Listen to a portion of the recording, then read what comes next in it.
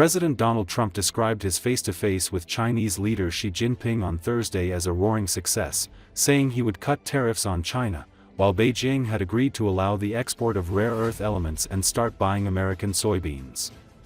According to Associated Press, the president told reporters aboard Air Force One that the U.S. would lower tariffs implemented earlier this year as punishment on China for its selling of chemicals used to make fentanyl from 20% to 10%.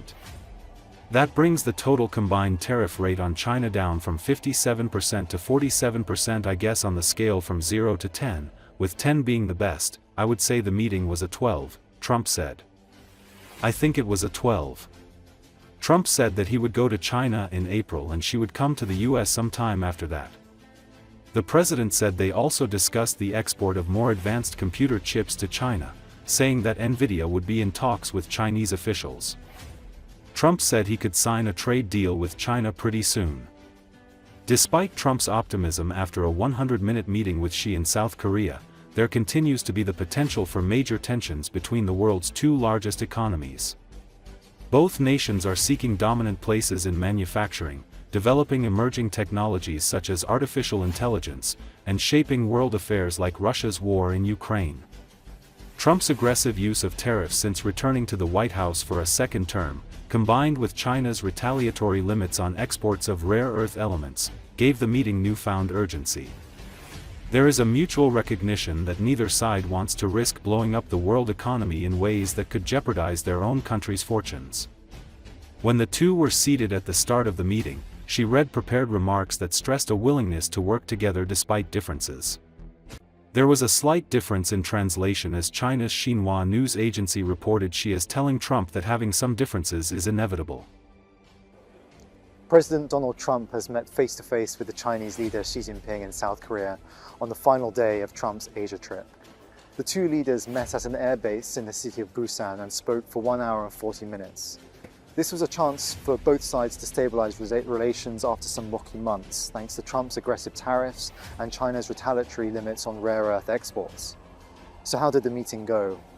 Well, on Air Force One afterwards, Trump said that the US would reduce tariffs and China would end restrictions on rare earth exports.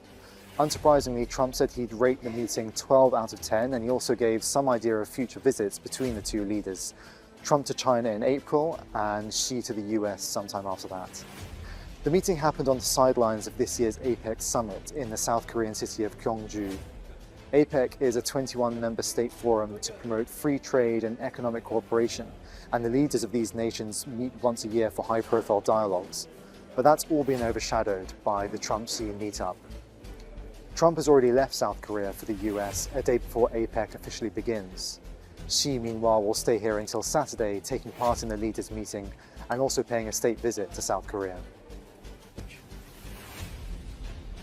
Mr. President, why did you change your nuclear plan? Why are you going to be doing more nuclear testing? Okay. Thanks, Ken.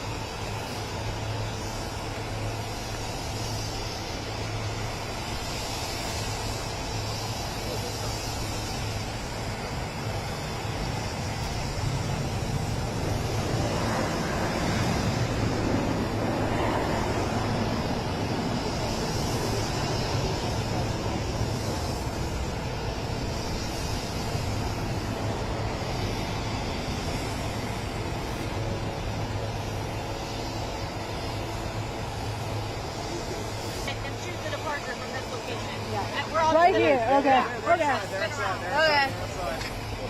Thanks, Ken.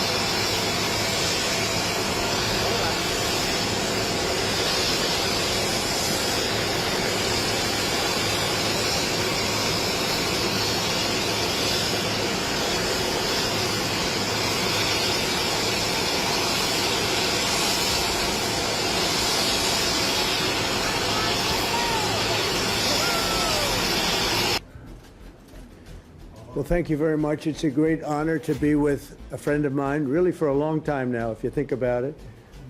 The very, very distinguished and respected President of China.